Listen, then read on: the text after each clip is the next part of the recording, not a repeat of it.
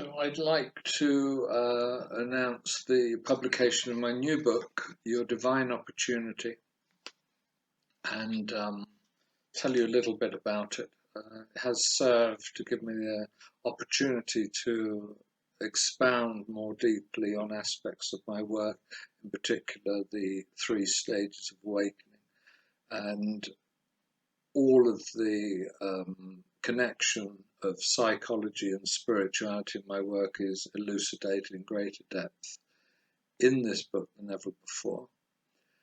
I'd like to read 2 short passages which will give you a comprehensive idea of the book. The first is called The Overall Structure of the Book, and the second is the closing paragraph. So the overall structure of the book I've described like this. The structure of this book reflects the central message of the content. In part 1, we start by clarifying the roots and causes of the present human condition and aim to give an understanding about where humanity stands now in terms of collective human psychology and spirituality. In part 2, we explore the potential of human beings and how human life may be fulfilled. In order to turn toward authentic spirituality, we need to be aware of certain aspects of the authentic spiritual path, which serve as a guide for the serious spiritual seeker, as we see in part 3.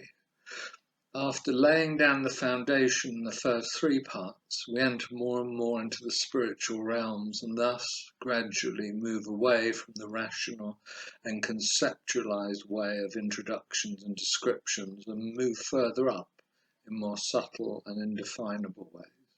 In part 4, we explore crucial, authentic spiritual practices, which also serve as an introduction for the last 3 parts of the book.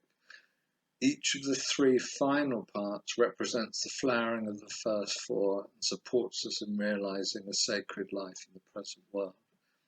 In part 5, we explore sacred attention as a way to bring awareness and healing into the present era. We discuss how rising to the heart center and awakening to our heart nature is the inevitable next step for humanity.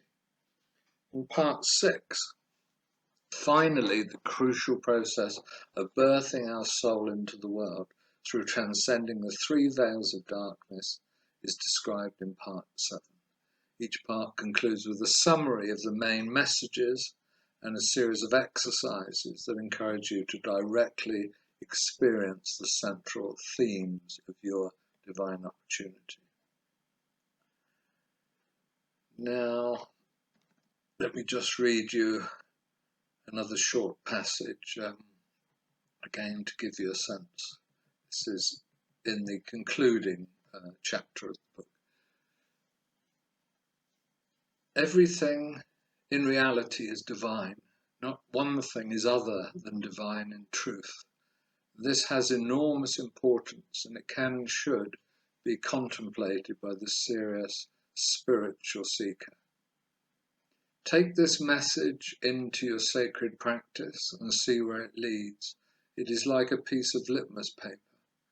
Your prejudices, your judgments, your division of the world into light and dark, your partiality, likes and dislikes, you're separating the world into parts, separating the divine into parts, will all come apparent from just these few words.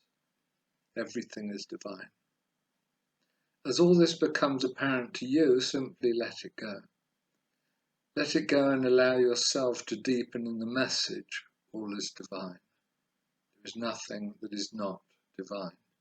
You see there are no special times, no special occasions, since all times are divine, and you see there are no special individuals, no special people, since all individuals are divine. You see that there are no special practices, no thing is better than anything else, since everything is divine. Eventually, if you persist in this practice, you find that there's nowhere to hide, no time to take a break. You wind up behaving like Ramakrishna when the divine calls you. You drop everything and answer with your whole being. Drop all your excuses and justifications now. for how you are behaving in your life. This comes more easily when you see that everything you are doing simply reinforces who you think you are. Who you think you are is certainly not who you really are. That is beyond thought. So your behavior is a strategy for self-avoidance. The spiritual mind, the heart that engages with the divine through devotion, is spontaneous. Every moment is entered into anew. Every face, event, word is spontaneous, uncontrolled, fresh in experience, newly experienced and felt, as objects reflecting the source of consciousness and love. And this is your divine opportunity.